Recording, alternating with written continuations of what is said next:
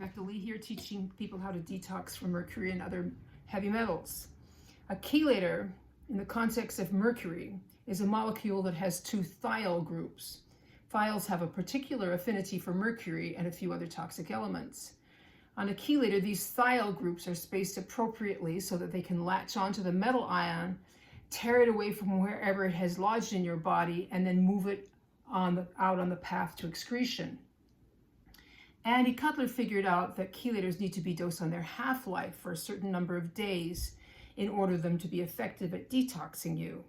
If the blood levels of a chelator is not kept steady, the chelator will tend to dissipate and drop the mercury off into a new place.